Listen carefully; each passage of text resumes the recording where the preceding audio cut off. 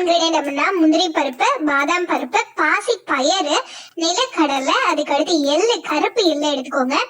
அதுக்கடுத்து பொரிக்கடலை, அதுக்கடுத்து உளுந்து. இது எல்லாம் தான் நம்மளோட இன்கிரீடியன்ட். அளவு என்னன்னா எல்லாமே ஈக்குவல் போர்ஷன்ல எடுத்துக்கோங்க. இதுதான் அளவு. அதுக்கு அளவு கரெக்டா இருக்கிறதுக்காக நான் இந்த மாதிரி இட்லி தட்டுல இந்த மாதிரி வச்சிருக்கேன். நான் திரும்ப திரும்ப சொல்றது என்னன்னா வீடியோ ஃபுல்லா பாருங்க, அப்பதான் எந்த டவுட்டுமே இருக்காது. இது எல்லாத்தையும் ஈக்குவல் போர்ஷனை எடுத்துட்டு ஒரு இரும்பு சட்டியை நான் காய வச்சிருக்கேன். நல்லா காஞ்சோனே போடுங்க. ஃபர்ஸ்ட் அரைப்படாதது எது அப்படின்னா பாசி பயரும் அதுக்கடுத்து உளுந்தும். சோ அதை நான் போட்டுக்கிறேன். இதை நான் எப்படி குடிப்பேன் அப்படின்னா பால்ல தான் குடிப்பேன். உங்களுக்கு சில பேருக்கு பால் பிடிக்காது. நிறைய பேர் கமெண்ட் செக்ஷன்ல கமெண்ட் பண்றாங்க எனக்கு பால் ஒத்துக்காது பிடிக்காது அப்படின்னு சொல்லிட்டு தண்ணியில கூட மிக்ஸ் பண்ணி நீங்க குடிக்கலாம். இது நல்லா வறுபடணும். ஒரு 2 நிமிஷம் அளவுக்கு வறுபடணும். ஏன்னா பாசி பயிர் வறுபடலை அப்படின்னா அது வயிறுக்கு சேராது. நல்லா வறுபட்டு அரைச்சுக்கோங்க. நான் கம்மியா தான் பண்றேன். ஒரு வாரத்துக்கு தேவையானதான் பண்றேன். ஏன்னா முந்திரி பருப்பு அதெல்லாம் ஆட் பண்ணி அதிக போர்ஷன்ல பண்ணா நம்ம மில்லு கொடுத்து அரைக்கணும். முந்திரி பருப்பெல்லாம் இருக்கும்போது நம்ம மில்லு கொடுத்து அரைக்க முடியாது. அதனாலதான் இந்த மாதிரி நான் பண்றேன். இது எல்லாமே நான் ஆட் பண்ணிக்கிறேன் வெயிட் கெயினுக்கானதா. கண்டிப்பா ட்ரை பண்ணலாம். ஏன்னா இது நானே பர்சனலா ட்ரை பண்ணி சொல்ற ஒரு ரெமெடி.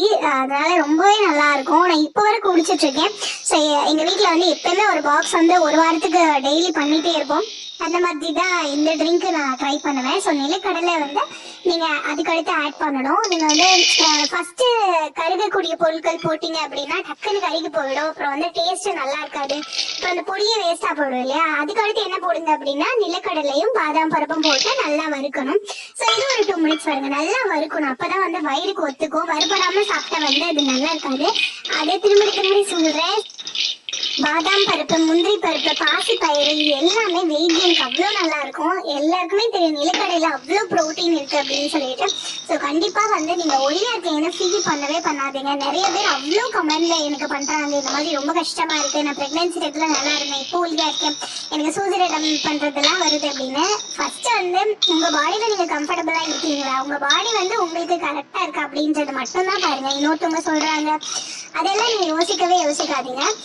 இப்போ என்ன பண்றேன் அப்படின்னா பொரிகடலை இதுல ஆட் பண்ணிருக்கேன். இதையும் நல்ல ஒரு 2 மினிட்ஸ் வறுத்துக்கோங்க. அதுக்கடுத்து அடுப்பு ஆஃப் பண்றதுக்கு முன்னாடி இந்த எள்ளு போட்டுட்டு ஆஃப் பண்ணிடுங்க. ஏன்னா எள்ளு டப்பு டப்புன்னு வெடிக்கும். அந்த சூடுலயே பண்ணா போதும், இல்லைன்னா எள்ளு டக்குன்னு கருகிடும். லாஸ்டா தான் எள்ளு போடணும், மறந்துடாதீங்க. லாஸ்டா போடுங்க. நல்லா வறுத்துட்டு நல்லா ஆற விட்டுருங்க. ஆற விட்டு மிக்ஸி ஜார்ல வச்சுட்டு நல்லா ஆறின பிறகுதான் நம்ம அரைக்க போறோம். இந்த மாதிரி ஃபைன் பவுடரை அரைச்சி எடுத்துக்கோங்க. எடுத்துட்டு ஒரு நல்ல ஏர்டைட்டான தண்ணி படாத கண்டெய்னர்ல ஸ்டோர் பண்ணி வச்சுக்கோங்க. திரும்படியும் சொல்றது என்ன அப்படின்னா யாரு நல்லா வறுத்துக்கோங்க அப்படின்றதையும் நான் திரும்படி சொல்றேன். இன்னொன்னு என்ன அப்படின்னா யாருமே ஃபீல் பண்ணாதீங்க. நீங்க இன்னொருத்தவங்க சொல்றாங்க அப்படின்னு சொல்லி யாருமே ஃபீல் பண்ணாதீங்க. இந்த ரெமெடி கண்டிப்பா ட்ரை பண்ணி பாருங்க, உங்களுக்கு ஒர்க் அவுட் ஆகும். பிளஸ் இதோட சேர்த்து நல்ல மீட், நல்ல கறி சாப்பிடுங்க. அதுக்கடுத்து நல்ல ஃப்ரூட்ஸ் அது எல்லாமே சாப்பிடுங்க. நான் என்ன பண்ணுவேன்னா எனக்கு 1 டீஸ்பூன் அளவுக்கு எடுத்துட்டு கொஞ்சோண்டு சுகர் ஆட் பண்ணிக்குவேன். இதுல நீங்க நாட்டு சக்கரை கூட ஆட் பண்ணலாம். நாட்டு சக்கரை, வெல்லம் எது வேணாலும் ஆட் பண்ணிக்கலாம். அப்புறம் மோஸ்ட்லி பால்ல ட்ரை பண்ணி கொடுங்க. பசும் பால் இருக்குல்ல அதுல ட்ரை பண்ணி கொடுங்க. ஏன்னா இன்னுமே அது நல்லா